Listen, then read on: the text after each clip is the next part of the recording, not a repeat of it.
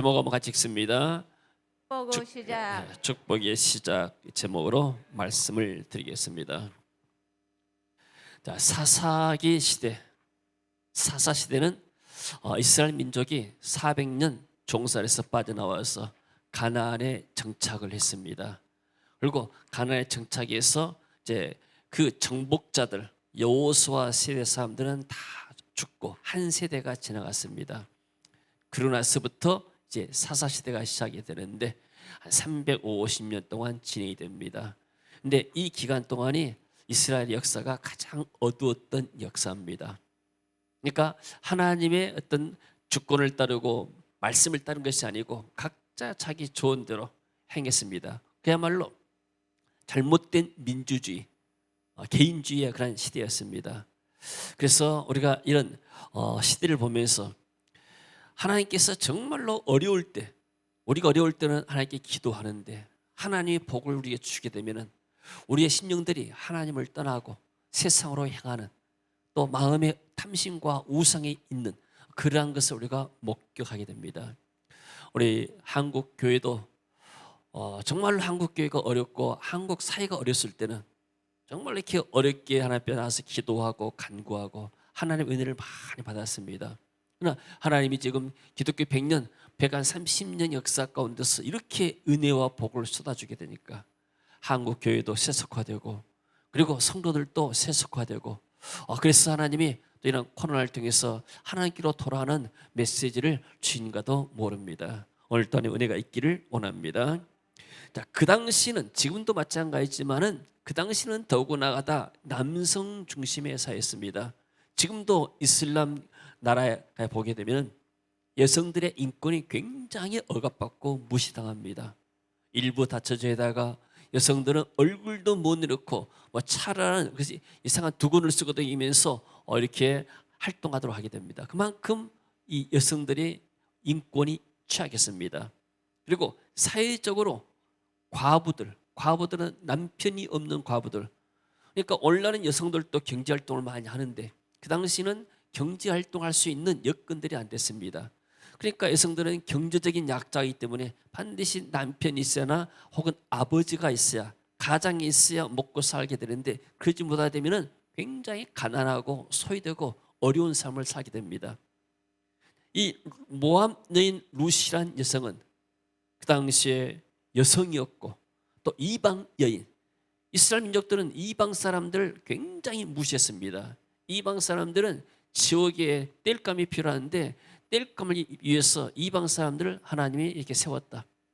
그 사람들은 죽어가지고 지옥에 불쏘시가 될 것이다, 이렇게 무시를 했습니다.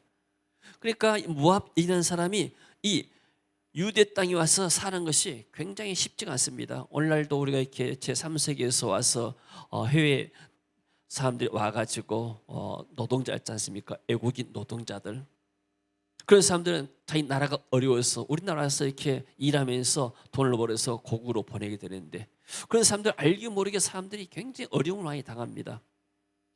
그래서 이렇게 굉장히 약자였습니다. 남편이 과부였고 이방인이었고, 그런데 반전이 일어난 거예요. 하나님이 축복하게 되니까 좋은 남편 만나서 정말로 유복하고 행복한 가정을 이루는데 거기에서 이스라엘 왕이 나왔습니다. 다윗 왕입니다.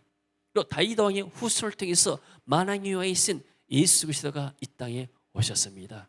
할렐루야. 얼마나 큰 축복이고 은혜입니까? 마태복음 1장 그냥 볼까요? 아브라함과 다윗의 자손 예수 그리스도의 계보라. 살몬은 라합에게서 보아스를 낳고 보아스는 룻에게서 오벳을 낳고 오벳은 이새를 낳고 이새는 다윗 왕을 낳으니라. 자, 성경에 구약 시대도 이방인들에게도 하나님이 구원의 문을 여셨습니다. 자, 아브라함과 다윗의 자손. 아브라함은 하나님이 선택한 믿음의 조상이었죠. 그 후손 가운데서 다윗이 족보에 들어오는데 다윗은 나중에 왕으로 나옵니다. 왕의 계보입니다. 예수 그리스도. 그래서 아브라함과 다윗의 우선 예수 그리스도죠. 근데 이 다윗 왕은 어떻게 나왔는가? 살몬이라는 사람이 기생 라합에게서 보아스를 낳았어요. 이 살몬은 우리가 추측할 때 여리고를 정탐할 때 정탐꾼이 아니었을까? 그래서 기생 라합의 집에서 들어갔다가 쫓겨가지고 지붕에 있게 숨겨왔던 그 인물이 아닐까 우리가 추정할 수 있습니다. 어찌됐든 간에 살몬이라는 사람이 기생 라합, 여리고 사람을 통해서 보아스를 낳고, 보아스는 출신이 뭐냐면 쉽게 말해서 단순한 순수한 유대인 혈통이 아니라 어떤 면에서는 국제 결혼해가지고 난 아들이 똑같은 거예요. 그러니까 벌써 이제 생각이 어떤 면에서는 다른 사람과 다르죠. 그 보아스가 또 이방인 룻을 취한 것은 전혀 거리낌 없이 한 것입니다. 그게 참 신기하죠. 기생 라합이 예수의 족보에 들어왔고 이방 여인 룻이 족보에 들어왔다는 것. 나중에 밧세바도 족보에 들어오잖아요. 이새는 다윗 왕을 낳았는데 이 나중에 솔로몬이 누구냐면 밧세바를 통해서 나오잖아요. 이거 보게 되면은 자, 인간이라는 것은 우리의 어떤 공로나 자격 가지고 하나님의 구원받는 것이 아니고 전적인 하나님의 은혜구나. 할렐루야. 저와 여러분이 우리가 구원받을 만한 착한 일을 위해서 선행을 많이 했기 때문에 하나님 우리를 구원한 것이 아니고 하나님이 우리를 죄악 가운데서도 우리를 불쌍히 여기시고 사랑하셔서 저와 여러분을 구원하신 줄로 믿습니다. 그래서 우리는 교회 안에서 스스로 의인인 채만 안 돼요. 다 하나님 볼 때는 50보 100보고 도토리 기적입니다. 누가 더 의로워서 누구를 더 정죄하겠습니까? 우리는 다 하나님 앞에서 죄인들이고 그리고 하나님 앞에서 다 은혜가 필요한 사람들인 줄로 믿습니다. 그래서 이 축복이 어디서 시작이 되는가? 그래서 오늘 본문에 시작합니다. 하나님의 축복은 룻의 결단에서부터 시작됩니다. 같이 읽습니다. 룻이 이르되 내게 어머니를 떠나며 어머니를 따르지 말고 돌아가라 강권하지 마옵소서. 어머니께서 가시는 곳에 나도 가고 어머니께서 머무시는 곳에서 나도 머물겠나이다. 어머니의 백성이 나의 백성이 되고 어머니의 하나님이 나의 하나님이 되시리니 어머니께서 죽으시는 곳에서 나도 죽어 거기 묻힐 것이라. 자, 결단에서부터 룻이라는 이 모압 며느리가 나는 어머니를 따라가는데 특별히 내가 어머니가 섬기는 하나님을 따르고 거기서 내가 그 땅에서 어머니와 같이 죽기를 원합니다. 자, 어떤 선택하고 어떤 결정하는가?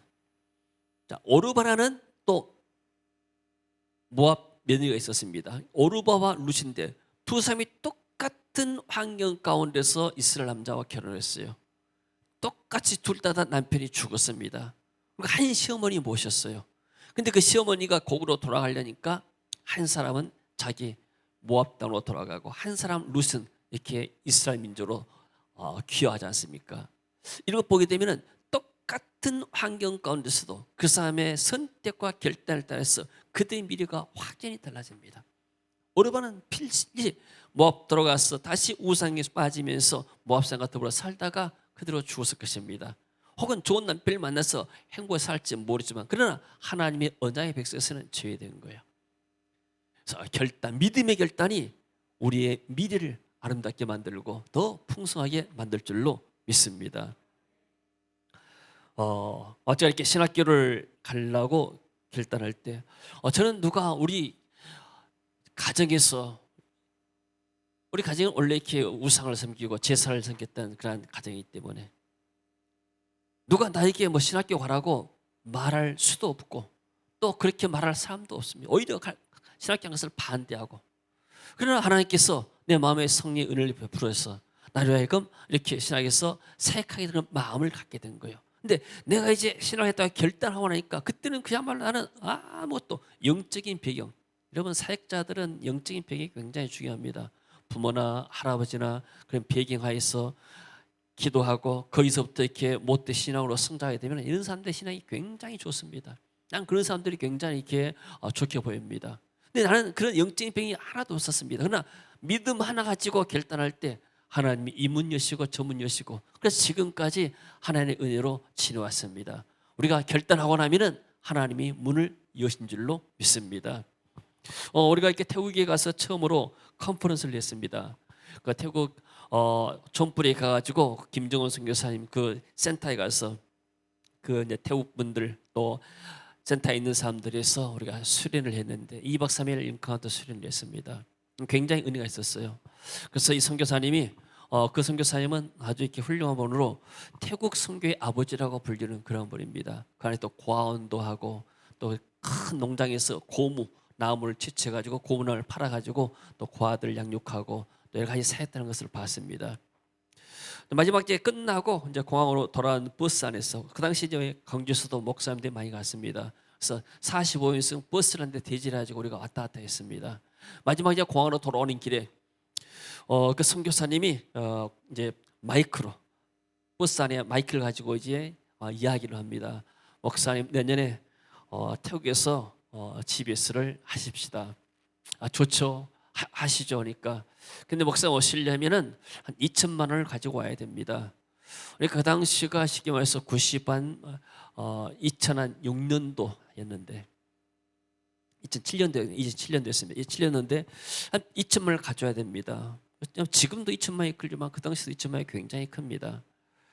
그래서 왜 2천만 원이 필요합니까? 그러니까 인도 차이나 반도에 태국, 캄보디아, 베트남, 라오스, 또 미얀마 5개국 나라 사역자들을 초청하려면은 그 사람들이 오는 비행기 싹 머물고 뭐 초청 차비하고 하는데 최소한도 경비가 그 사람들 초청하려면은 한 2천만 원이 듭니다. 그 외에 2천만 원 하고 나서 또 그 사람들이 그 센터에서 먹고 자고 하는 것은 또 우리가 또 다시 다 부담해야 되고. 근데 이상하게 제 안에 어떤 믿음이 돌았어요. 그래서 알겠습니다. 그럼 내년에 우리가 이렇게 인도 차이나 반도 중심에서 비전스 그럴 때 2천만 원을 제가 가져오겠습니다. 그 당시 저는 뭐 이렇게 통장에 뭐 돈 우리 또 집에서 뭐 해도 돈이 하나도 없었습니다. 거기에 있는 목사님들이 다 들었어요. 그러니까 어떤 목사님들이 아니 목사님 돈이 어디에 있어 2천만 원 내년에 가져온다느냐. 뭐 그 당시 우리가 컨퍼런스 할 때는 뭐 100만 원 정도 우리가 지원하고 했기 때문에 별 문제가 없었는데 그래서 이제 시간이 갔습니다. 날짜를 받아놓고 근데 고창에 있는 목사님이 뭐 전화가 왔어요. 목사님 태국 비즈니스를 위해서 2천만 원을 제가 보내겠습니다. 아니 돈이 어디에 있습니까? 아는 집사님이 계시는데 사모님이 전화하다가 태국 비즈니스를 위해서 기도해달라면서 태국 비즈니스에 2천만 원이 필요한데 지금 이렇게 딴 데가 돈이 있기 때문에 좀 기도해달라니까 이분이 자기가 돈 2천만 원을 헌금했다는 거예요. 아니 그 돈이 어디서 났냐니까 자기가 이렇게 어떤 암의 진단 받아가지고 짓는 거 이미 나왔는데 이것을 내가 하나님께 드리겠다. 그래서 그리고 나서 우리는 또 태국에 갔다가 바로 거기에서 이어서 방글라데시까지 간다. 그러니까 그러면은 목사님, 사모님 두 분 다녀오시라 하면서 1,000만 원 대 3천만 원을 이분이 헌금한 거예요. 그 3천만 원을 우리한테 가져온 거예요. 그래서 우리가 태국에 가서 2천만 원을 지원하고 그리고 또 방글라데시 가서 사역하고 이렇게 우리가 돌아왔습니다. 저는 그런 일들을 집에서 하면서 많이 체험을 했어요. 그러니까 우리가 정말 하나님의 뜻 가운데서 결단하고 나면은 하나님이 물 여시고 필요한 물질도 주는 것을 체험을 했습니다. 할렐루야. 그래서 우리가 보통 이제 한번 우리 교회에서 집에서 하게 되면은 한 1,500에서 2천만 원 정도 예산이 소요되는데 저는 이렇게 이 돈에 대해서는 별로 걱정하지 않아요. 제일 걱정하는 것이 이분들이 몇 명이나 올 것인가, 이분들이 어디서 숙소하고 어떻게 할 것인가, 숙소 그리고 이분들이 왔었을 때 또 차량 이동 이런 것들이 문제가 되고 기도가 되지 돈이 얼마나 필요한데 어떻게 채울까 저는 그런 걱정하지 않아요. 왜냐하면 많이 체험하기 때문에. 그래서 정말 우리가 옳은 일을 위해서 결단하고 나면은 하나님이 우리의 문을 여실 줄로 믿습니다. 할렐루야. 자, 그런데 그 다음에 이제 하나님의 축복이 룻이 이삭을 주면서 시작이 됐어요. 읽습니다. 모압 여인 룻이 나오미에게 이르되 원하건대 내가 밭으로 가서 내가 누구에게 은혜를 입으면 그를 따라서 이삭을 줍겠나이다 하니. 자, 축복은 이삭을 주면서 시작됐습니다. 자, 근데 율법의 곡식을 추수할 때 이스라엘 민족은 모세가 이렇게 율법을 주면서 너희들이 추수할 때 밭에서 이삭을 너희들이 떨치게 나면은 그걸 다 줍지 말아라. 그 규절이 있습니다. 레위기 19장 9절 말씀 같이 읽습니다. 너희가 너희의 땅에서 곡식을 거둘 때에 너는 밭 모퉁이까지 다 거두지 말고 내 떨어진 이삭도 줍지 말며. 한 60평 된다면은 한 평 정도는 놔둬라. 60분의 1을 놔두라 그랬습니다. 다 걷지 말고 추수하지 말고. 이게 쉽게 말하면 보리가 있으면 보리 한 60뿌리는 좀 기투에 놔두고 추수를 마쳐라. 그러면 그것은 농사가 없고 가난한 사람들이 와서 그걸 베어서 추수해서 가게끔. 그러니까 가난한 사람들 위한 사회복지 제도였습니다. 오늘날 말하게 되면. 그리고 또 너희들이 이렇게 추수하다가 곡식이 이렇게 땅에 떨 것 아니냐. 그 다음 봅니다.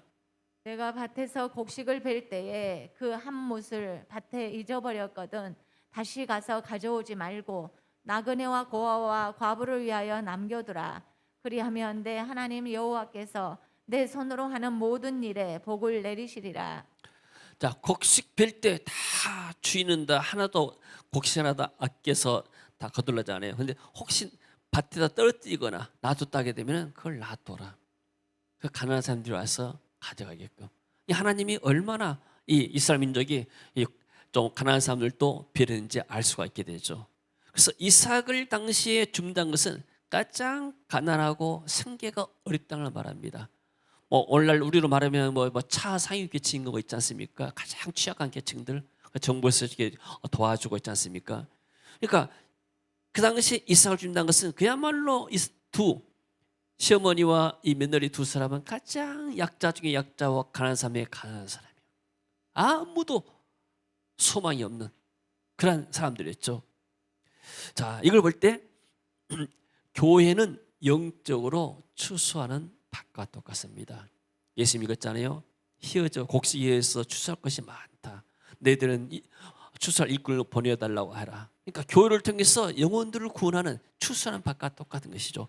밭의 주인은 예수 그리스도, 보아스가 밭의 주인인 것처럼 바로 예수님이 교회의 주인이 되십니다. 그리고 하나님의 축복은 이삭을 줍는 것 같은 가장 작은 일에서부터 시작이 됩니다. 윌리엄 목사님이 간증했죠. 지금은 이렇게 교회가 5개, 6개 하면서 또 많은 이렇게 사역들을 하고 지금 이렇게 활발한 역사들이 이루어 있는데 처음부터 윌리엄 목사님이 이렇게 잘 됐던 거 아니에요. 처음에 어디 부교육자로 가니까 교회에서 뭘 시키는가 화장실 청소를 시키더래요. 가면은 이제 부교육자 가게 되면은 말씀 훈련시키고 뭐도 해야 되는데 그런 건 생각지도 않고 무조건 가서 화장실 청소만 했다는 거예요. 이것이 바로 어떤 면에서는 가장 하찮은 이삭을 줍는 것 같은 거예요. 가장 말하지도 않는 가장 하찮은 일들, 이런 것들을 하는 것이 어떤 면에서는 축복의 시작이 될 수가 있습니다. 할렐루야. 우리 안옥장 원사님이 이렇게 남편 되시는 박하길 집사님이 먼저 천국에 가시는데 이분은 원래 경찰 공무원을 하셨기 때문에 항상 이렇게 옳고 그름 똑바로 이렇게 행했습니다. 근데 이분이 토요일마다 와가지고 그 당시에 증축하기 전에 예배당 증축하기 전에 화장실 청소를 했어요. 어떻게 그런 마음이 쓰는 거야? 우리 권사님이 시키도 안 했는데 본인이 토요일만 되면 와서 화장실 청소로 갔어요.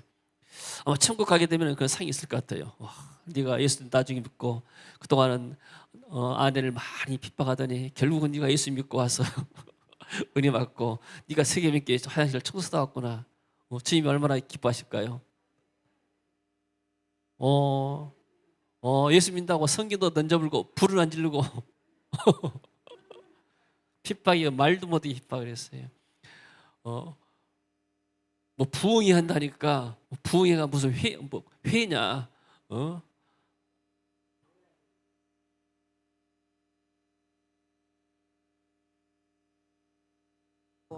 술은 뭔 술이냐? 맥주냐 소주냐 그래. 부흥이 하다니까 부흥이라는 고기를 잡아가지고 거기다가 맥주를 먹냐 소주를 먹냐. 이 아분이 워낙 또 술을 좋아하신 분이라 예. 그래도 이렇게 나중이라도 예수 믿고 구원받고 우리 권사님 기도를 응답해서 하나님이 은혜를 준 줄로 믿습니다. 할렐루야. 우리 비전스쿨 하게 되면은 우리 오장로님이 화장실 청소를 해요. 다 끝나고 나면은 저도 몇 번 봤지만은 나는 이제 이렇게 가고 뭐하고 준비하고 정신했는데 이것을 애국 사역자들이 봐요. 나중에 이야기해요. 그 장로님이냐, 우리 같으면 장로님은 다 목이 힘주거든 게 모르는데 세상이 장로님 밤마다 와서 이렇게 화장실 청소하더라. 이분들이 감동받아요. 식당에서 일하신 분들이 하루 세 끼 밥에 나가기 쉽지 않은데 그분들이 항상 웃으면서 이렇게 하는 것이, 그걸 보고 감동받고 은혜받고, 이런 것들이 우리가 하는 것이 정말로 하찮은 일이지만 이것을 사람들이 보고 감동받고 하나님이 다 지켜보고 계신 줄로 믿습니다. 할렐루야. 그래서 하나님의 축복은 이삭을 줍는 교회 내 허찬한 일들. 그러니까 교회는 뭐냐면은 내가 무슨 일을 할 수 있겠는가 찾아보게 되면은 다 있습니다. 그래서 우리가 작은 일이라도, 정말로 사람들이 알아주지 않는 천한 일이라도 내가 주님 위해서 하게 되면은 하나님의 것을 받고 축복하신 줄로 믿습니다. 그 다음에 하나님의 축복은 믿음의 말을 통해서 이루어집니다. 같이 읽습니다. 내가 누구에게 은혜를 입으면 그를 따라서 이삭을 줍겠나이다. 은혜를 입으면, 참 루시라는 여인은 은혜를 많이 받은 사람이에요. 은혜를 누가 줍니까? 하나님이 은혜를 준 거예요. 하나님의 은혜를 받은 사람이에요. 그러니까 그는 입을 열었다 하게 되면 은혜가 나와요. 오늘 이 짧은 10절에서 1절에서 12절까지 루시 말한 가운데서 은혜란 말이 3번이 나옵니다. 2절에 은혜란 말이 나오죠. 또 10절에 보게 되면 은혜란 말이 나와요. 10절 한번 볼까요? 루시 엎드려 얼굴을 땅에 대고 절하며 그에게 이르되 나는 이방 여인이거늘 당신이 어찌하여 내게 은혜를 베푸시며 나를 돌보시나이까 하니. 보아스가 축복해야 되니까 나는 이방 여인입니다.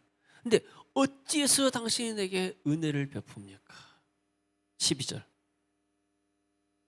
여호와께서 내가 행한 일에 보답하시기를 원하며 이스라엘의 하나님 여호와께서 그의 날개 아래에 보호를 받으러 온 내게 온전한 상 주시기를 원하노라 하는지라. 13절을 봐요. 루시 이르되 내 주여 내가 당신께 은혜 입기를 원하나이다. 나는 당신의 하녀 중에 하나와도 같지 못하오나 당신이 이 하녀를 위로하시고 마음을 기쁘게 하는 말씀을 하셨나이다 하니라. 이 여인은 쉽게 말해 교회 다닌 지 새신자인데, 새신자 쉽게 말하면 세상에 있다가 교회 이스라엘 유대 땅 온 지 정말로 이렇게 이제 얼마 안 되잖아요. 새신자인데도 불구하고 입에서 은혜가 떨어지가 않아요. 이런 축복이 있어지기를 원합니다. 여러분, 우리가 구원받은 것도 하나님의 은혜고 교회 안에서 직분받은 것도 하나님의 은혜고 지금까지 살아온 것도 하나님의 은혜입니다. 그래서 우리의 쉽게 말해서 입에서는 항상 은혜의 말이 나와야 돼요. 골로새서 4장 6절에 보게 되니까 너희 말은 항상 은혜 가운데서 거룩히 해라, 이런 말이 나옵니다. 항상 우리 입에서 하나님 은혜가 나타나야 돼요. 말도 은혜롭게 하고 그 얼굴도 은혜가 철철 넘쳐야 돼요. 할렐루야. 여러분 얼굴에 정말로 이렇게 환하고 은혜가 넘치고 있습니다. 예, 하나님의 은혜를 받았기 때문에. 성도들은 뭐냐면 교회 안에 뭐라 오는가? 은혜 받으러 오는 거예요. 할렐루야. 영어로 이런 말이 있습니다. May I have your favor? favor란 말이 당신이 내게 좀 뭐 도와주려니까 이런 말이에요. 근데 favor란 말이 은혜란 말, 선이란 말이에요. 당신이 내게 은혜를 주시겠습니까? 내게 선을 주시겠습니까? 무엇을 구할 때, 뭔가 요청할 때 그렇게 말해요. 그 favor란 말이 은혜란 말도 있어요. 은혜는 하나님을 통해서 오지만은 또 사람을 통해서 오는 거예요. 이 루시 말하잖아요. 내가 당신께 은혜 받기를 원합니다. 왜 당신이 내게 은혜를 베풉니까? 입에서 불평이 나오고 원망이 나오고 비판이 나온 것은 사단의 역사입니다. 은혜가 떨어지는 거예요.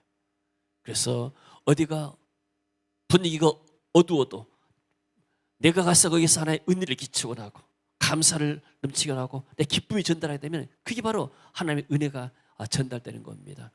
근데 어떤 사람이 가기만 하면 거기 가면 문제가 생겨요. 말이 나고 또 거기 가면 사단이 생기고. 우리는 지금까지 은혜 받았기 때문에 앞으로도 하나의 은혜 속에 거하기를 원합니다. 할렐루야. 요즘 현대인들이 이렇게 설교를 짧게 들으려고 예배를 뭐 1시간에 다 드린다고 막 그래요. 여러분 생각해 봅시다. 연속극이 너무나 재밌어요. 시간 가는 줄 알아요, 몰라요? 몰라요. 영화가 너무 재밌어요. 1시간이 어떻게 지나간지 모르게 지나가는 거예요. 맞잖아요? 근데 드라마가 볼 것이 없어 지루해. 영화도 재미도 하나도 없어. 그러면 뭐예요? 시간이 아까운 거예요. 기냐 짧으냐가 문제가 아니에요. 하나님의 은혜가 있느냐 없느냐. 사람과 만남도 마찬가지입니다. 이 사람과 만날 때 은혜가 있으면 시간 가는 줄 모르고 이야기를 나눠요. 좋은 친구 만나가지고 같이 여러분 시간 가는 줄 모르고 이야기 나누잖아요. 근데 불편한 친구 만나봐요. 시간이 굉장히 힘들어요. 여러분, 예배는 은혜가 있어야 돼요. 찬양도 은혜가 있어야 돼요. 찬양의 기냐 짧으냐 이 문제가 아니에요. 그 찬양이 정말 은혜가 있으면 시간 가는 줄 모르는 거예요. 아프리카 가니까 4시간을 예배드리고 찬양을 1시간을 해요. 은혜가 있고 나면 춤을 또 1시간을 치고. 할렐루야. 여러분, 그래서 여러분들 세상의 사람들의 기준에 우리가 잣대 맞추면 안 돼요. 우리가 이렇게 좋은 식당 가서 밥 먹고 나면은 중국집 가면은 10분이면 후다닥 먹어볼지만은 좋은 식당 가면 시간이 많이 걸려요. 마찬가지입니다. 우리가 하나님 앞에 나와서 예배드리면서 정말로 진수성찬을 영적으로 먹거나 하게 되면은 우리가 영적으로 힘을 얻게 되고 그 힘을 가지고 세상에서 승리하게 될 줄로 믿습니다. 할렐루야. 그래서 하나님의 축복은 믿음의 말을 통해서 이루어집니다. 내가 누구에게 은혜를 입으면, 왜냐하면 그 당시 모세 율법에 이렇게 규정했습니다. 이삭을 좀 떨어뜨려 놔라. 다 주지 말아야 해도 사람들의 욕심이, 왜 내가 이것을 가난한 사람에게 주지? 내가 농사했는데. 그러면서 다 걷어가 버려요. 그러니까 이삭 줍는 것도 은혜가 있어야 돼요. 내가 이삭 주려는데 안 된다. 우리 밭에서는 이삭을 못 줍는다. 종들이 쫓아올 수 있잖아요. 그래서 루시 뭐예요? 내가 누구에게 은혜 있기를 원합니다. 근데 이 말대로 되는 거예요. 뒤에 봅시다. 더구나 가난한 자들이 이삭을 줍는 일이 금지당하게 했어요. 주인이 이삭 주면서 오게 되면 쫓아버려라 하게 되면 종들이 쫓잖아요. 근데 누군가가 모압 여인에게 은혜를 베풀어 주니까 이 여인이 가서 이삭을 줍죠. 그래서 롯은 하나님의 은혜 의지에서 이삭을 주우러 갑니다. 여러분들 직장에 나갈 때 늘 하나님의 은혜를 의지해서 가기를 원합니다. 직장을 통해서도 상사를 통해서도 하나님 내게 은혜를 주셔서 이렇게 기도하고 가야 돼요. 오늘 또 저 꼴 보기 싫은 사람들 만날 때 지긋지긋하게 되면 하루가 지긋지긋해요. 하나님 내게 오늘 또 은혜를 주시고 상사에게 은혜를 주시고 동료들에게 은혜를 주시고 오늘 또 은혜로운 날이 되게 하옵소서 하게 되면 하나님이 또 그날을 은혜를 줄 줄로 믿습니다. 할렐루야. 그리고 하나님의 축복은 좋은 사람들과 만남, 좋은 관계를 통해서 이루어집니다. 말했죠. 시므가 말하면 나오미가 그 얘기를 때 내 딸아 갈지어다. 가서 그래 이삭을 주오너라. 여러분 이 가정이 행복했을까요? 행복하지 않았을까요? 이 가정은 돈도 없습니다. 남자도 없습니다. 그리고 다른 사람들에게 존경받고 쉽게 말하면 우리 잔치집에 와서 파티에 오라 이렇게 초청받은 사람도 아니에요. 그야말로 무시당해야 마땅한 사람들이에요. 근데 두 사람이 사는데 행복했을까요? 행복하지 않았을까요? 나는 이 사람들이 행복한 가정이라고 봐요. 두 사람만 살았지만 왜요?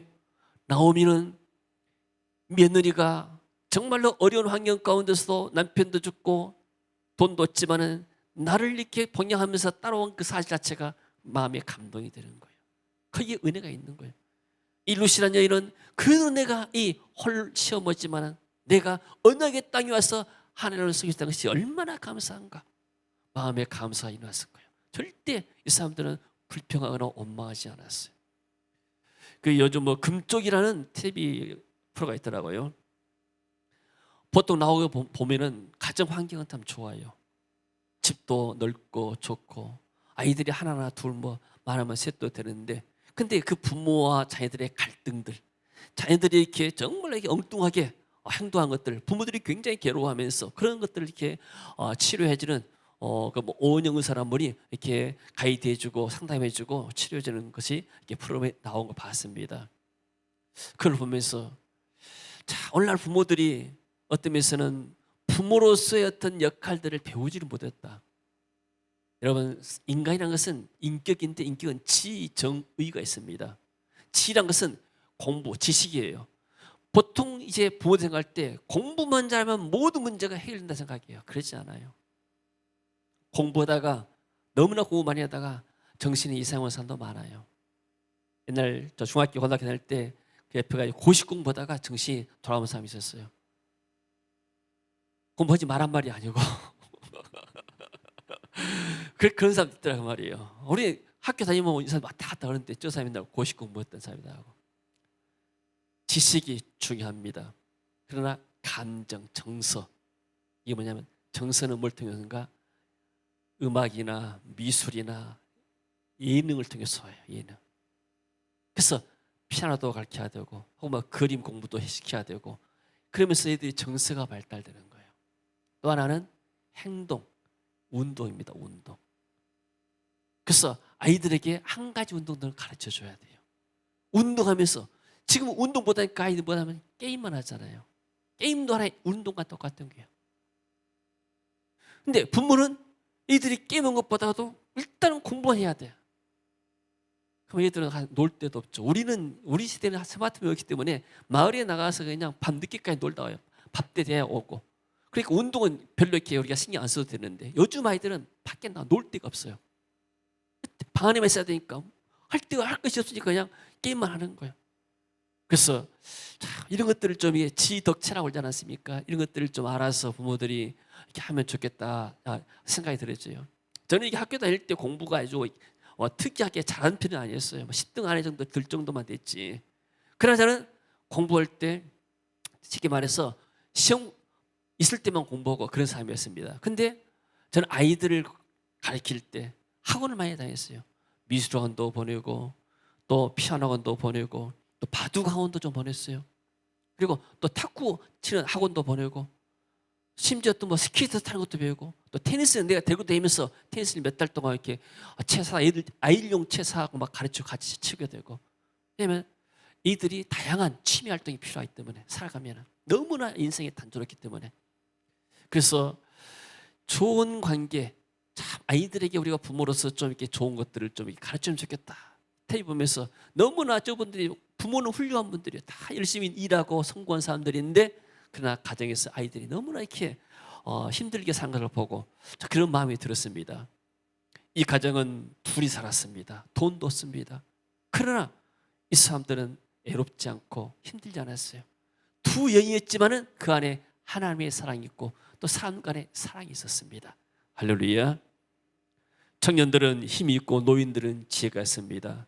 그래서 이 룻은 청년의 노동할 수 있는 힘이 있고 나오미는 나이가 들었지만은 미래를 보고 사람들이 볼 수 있는 지혜가 있는 거예요. 같이 힘과 지혜가 조화가 될 때 아름답게 성장해 가는 겁니다. 할렐루야. 자, 교회 안의 축복은 목회자와 성도 간의 좋은 관계에서 시작이 됩니다. 여러분들 목회자와 성도 관계 너무나 중요해요. 제가 목회자라 했으면 나한테 잘하라 그런 말이 아니에요. 여러분 목회자를 통해서 말씀이 듣잖아요. 그래서 이 목회자와 관계가 틀어지게 되면 말씀이 안 돌아요. 말씀이 안 들으면 영적으로 죽는 거예요 이게. 그래서 교회 안에서 어떠면 신앙생활 성공하는가? 말씀이 내게 들어오면 은혜가 되면 그 사람은 신앙의 성공을 사는 거예요. 할렐루야. 아멘. 그래서 여러분들이 늘 목회자로서 저를 기도해 주고 또 말씀 듣고 여러분들이 말씀에 따라가게 되면 하나님이 은혜를 계속해서 보일 줄로 믿습니다. 그 다음에 하나님의 축복은 만남을 통해서 이루어집니다. 자, 룻이 우연히 보아스의 밭에 들어가죠. 읽습니다. 룻이 가서 베는 자를 따라 밭에서 이삭을 줍는데 우연히 엘리멜렉의 친족 보아스에게 속한 밭에 이르렀더라. 성경에 보니까 사람 입장에 올 때는 우연히 갔어요. 발걸음 옮겼는데 우연히 갔습니다. 근데 하나님의 입장에 올 때는 하나님의 계획 가운데서 하나님의 시간표를 마치고 발걸음을 인도했습니다. 할렐루야. 저와 여러분이 이 광주 땅에 사는 것이 우연이 아니고 하나님의 계획 가운데서 우리가 이 광주 땅에 산 줄로 믿습니다. 또 하나님이 세임길을 우연히 세운 것이 아니고 하나님의 계획 가운데 세워가지고 저와 여러분을 이곳에서 만나서 하나님 일을 감당히 하신 줄로 믿습니다. 여러분의 자녀들이 우연히 생긴 것이 아니고 하나님의 계획 가운데서 여러분을 통해서 이 땅에 자녀들이 온 줄로 믿습니다. 하나님의 계획입니다. 그 다음에 4절 봅니다. 마침 보아스가, 마침이죠. 이 때를 누가 맞췄습니까? 우연히 마침 하나님이 이 때를 정했습니다. 할렐루야. 베들레헴에서 도와서 베는 자들에게 이르되 여호와께서 너희와 함께 하시기를 원하라. 인사가 뭐냐면 하나님이 너희와 함께 하기를 원한다. 하나님이 너희를 축복하기를 원한다. 인사가 이럽니다. 그들이 대답하되 여호와께서 당신에게 복 주시기를 원합니다. God bless you. 이렇게, 이것이 바로 인사입니다. God bless you. 하나님이 당신을 축복하기를 원합니다. 얼마나 주인과 종의 관계가 좋습니까? 그래서 하나님께서 이 시간표를 마쳤습니다. 자, 그리고 6절 6번째, 하나님의 축복은 다른 사람이 감동될 때 시작된다. 사람이 감동될 때 하나님이 축복이 시작되죠. 자, 보아스가 루트를 보고 어서 못 보던 사람이 왔습니다. 보아스가 베는 자들을 거는 사환에게 이르되 이는 누구 손이냐? 이게 젊은이죠. 어떤 청년이냐? 이렇게 묻습니다. 그래서 뭐랍니까? 종들이 보고하죠. 베는 자들을 거느린 사환이 대답하여 이르되 이 사람은 나오미와 함께 모압 지방에서 돌아온 모압 소녀인데 그의 말이 나로 베는 자를 따라 단 사이에서 이삭을 죽게 하소서.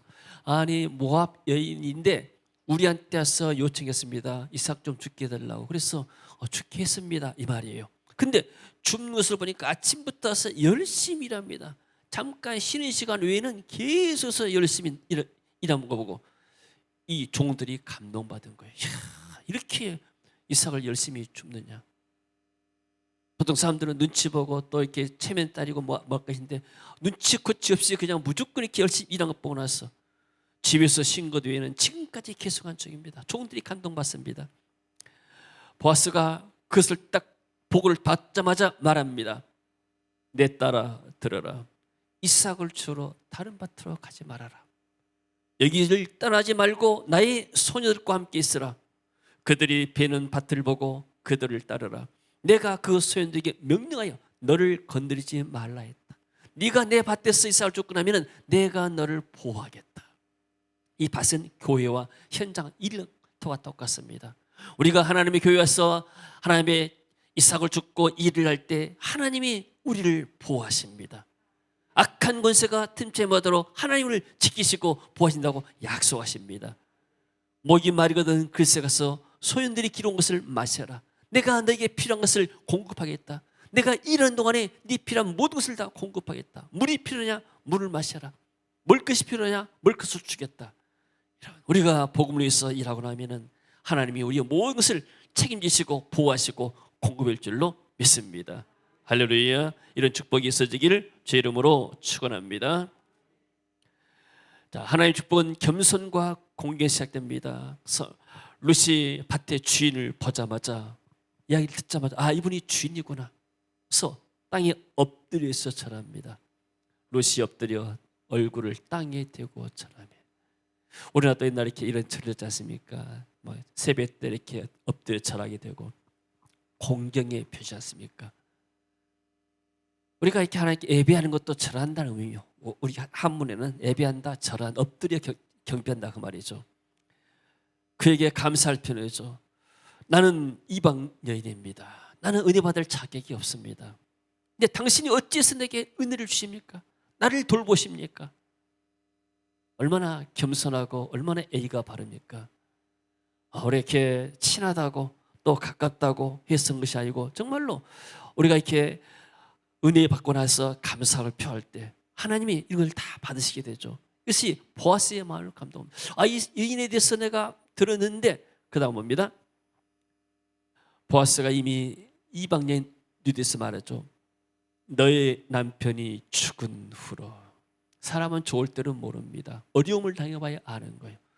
네 남편이 죽었을 때 너는 네 고향으로 돌아갈 수 있었는데 내가 시어머니에게 행한 모든 것과 그러니까 보상을 받지 않고 자기 시어머니를 섬긴 거예요. 쉽게 말하면 내가 이 시어머니를 섬기고 나면 남편이 생길 것이다 아니면 어떤 유익이 올 것이다 이런 것이 아니에요. 나는 내 길을 가겠다. 오늘날 같으면 다 이렇게 남편 죽으면 젊은 사람들 새 길을 찾고 또 새로운 가정을 찾다 나가잖아요.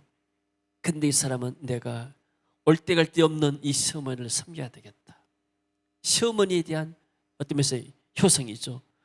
행한 모든 것과 너의 부모와 고국을 떠나 전에 알지 못하던 백성이로 네가 네 모압 땅 고국 땅을 떠나서 이쪽으로 이민 온 것 내가 다 안다. 그것이 내게 분명히 들렸다. 그래서 비록 이 사람들은 재산에서는 실패하고 땅에서 실패했지만 그러나 믿음을 채워서 이 언약의 땅으로 들어온 것을 보아스가 환영한 거예요.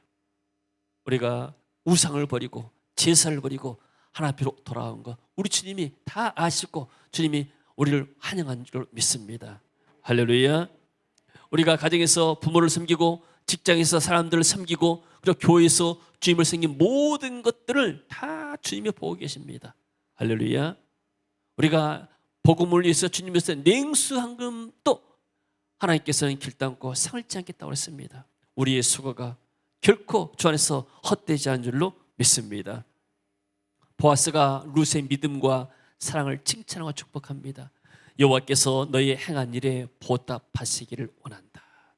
이스라엘 하나님 여호와께서 그의 날개 아래 보호받으러 내게. 여러분 우리가 하나님의 날개 아래 독수리가 날개치면서 모든 새끼를 보호하고 암탉이 자기 새끼를 보호한 것처럼 하나님이 우리를 이렇게 보호하신다고 했습니다. 여호와께서 그의 날개 아래 보호받으러 내게 온전한 상 주시기를 원한다. 뭘 알 수 있습니까? 우리가 섬기는 것들이 다 하나님이 보상하시고 축복하십니다. 할렐루야. 구원은 하나님의 은혜로 받았습니다. 값없이 받았습니다. 그러나 축복은 우리가 믿음으로 행한 대로 하나님이 우리를 축복하실 줄로 믿습니다. 할렐루야. 그래서 룻이 말하죠. 예를 갖춰서 보아스의 축복을 받습니다. 다른 사람이 내게 은혜를 베풀 때 은혜를 받는 것도 이게 겸손한 마음이요. 나는 이런 거 필요 없어요 하고 막 거지는 것이 아니고 감사합니다. 그 은혜를 받겠습니다. 호의를 받아들이겠습니다. 이것도 하나님이 은혜 받은 사람들이죠. 룻이 읽습니다. 룻이 이르되 내 주여 내가 당신께 은혜 입기를 원하나이다. 나는 당신의 하녀 중에 하나와도 같지 못하오나 당신이 이 하녀를 위로하시고 마음을 기쁘게 하는 말씀을 하셨나이다 하니라. 감사에 대해서 구체적으로 표현하죠. 내가 당신에게 호의를 베푸니 내가 은혜 받기를 원합니다. 그러니까 이 보아스도 은혜를 주려 하는데 은혜 받겠다니까 얼마나 감사하겠어. 이 마음이 나는 당신의 하녀 중에 하나도 갖지 못하는데 나는 미천한 이방 여인이고 이런 사람인데 당신이 이 하녀 자기 잘 낮추잖아요. 위로하시고 마음을 기쁘게 하는 말씀을 했습니다. 알아주는 것. 네가 모압 여인인데 남편이 죽은 후 시어머니를 잘 섬겼더니 나 들었다. 그리고 네가 이렇게 모압의 이방 신을 버리고 이스라엘에 와서 우리 하나님을 섬긴 것을 대단히 나는 좋게 생각한다. 하나님이 널 축복하실 것이다. 이 사람을 인정해주고 알아주는 것. 그럴 때 이 여인이 힘을 얻게 되죠. 내 마음이 기쁩니다. 그래서 우리가 뭡니까? 사람 만날 때 인정해주고 축복해주는 것. 이게 굉장히 중요합니다. 할렐루야. 다 많은 사람들이 남이 잘된 것을 보지 못하는 거 시기하는 마음들, 이게 성령의 마음이 아니고 사단이 주는 마음들입니다. 다른 사람이 보고 당신은 이런 점이 좋습니다, 이런 점이 훌륭합니다 칭찬해 줄 때, 그할 때 마음이 기쁘잖아요. 어디 예식이 있어가지고 저한테 목사님 임원인데 고민해달라고 해서 다른 말 이렇게 시간도 막 2분 안에 하라 해서 좀 간단하게 했습니다. 목사님은 공부도 많이 하시고 또 박사님이시고 또 성경 통독 강사도 되시고 원장도 하시고 그리고 이렇게 성품도 좋으신데 하나님이 계속 은혜를 주시고 은혜 속에서 은혜 받고 성도에게 은혜를 전달하게 되면 하나님이 축복하실 것이다 하고 이렇게 했는데, 사람들은 자기를 인정해 주기를 원합니다. 여러분도 인정받기 원하죠. 우리 장로님들도 다 은혜 받고 또 성도들도 은혜 받기를 원하잖아요. 1월 첫째 왔었던 그 차 총장님이 이렇게 세계교회 성도들 눈이 정말로 똘똘 뭐라 표현하는지 모르겠어요. 눈이 그냥 떨렁떨렁 해가지고 말씀을 이렇게 잘 받더라는 거예요. 그러니까 말씀을 전하는 사람들은 말씀을 잘 받으니까 너무나 기분이 좋은 거예요. 이렇게. 그래서 부흥의 어떤 것을 봤다고 하면서 다시 와서 또 이렇게 말씀을 전했다 이런 마음이 들더라는 거예요. 우리가 늘 교제하는 것도 항상 상대방을 칭찬해주고 인정해주고 이런 것들이 우리의 삶에 은혜가 있을 줄로 믿습니다. 마지막입니다. 하나님의 축복은 겸손과 공개 시작되죠. 하나님께서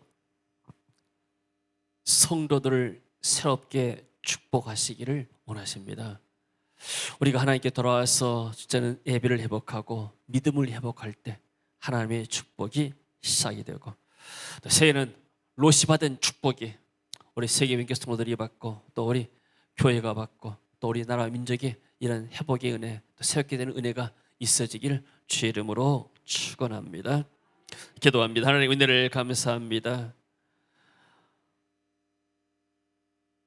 아무것도 의지할 수 없는 이방 여인이 하나님을 의지하고 시므로를 섬기면서 하나님의 놀라운 기적과 은혜를 체험했습니다. 사랑하는 세계교회 성도들, 2022년 새해를 맞이해서 롯이 받던 축복이 우리 교회에 임하게 하시고 성도들 가정과 경제 현장에 임하도록 주여 축복하여 주옵소서.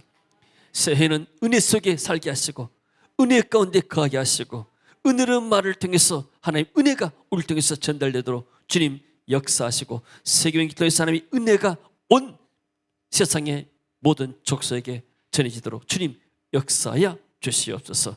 예수님 이름으로 기도합니다. 아멘. 자, 우리 일어서서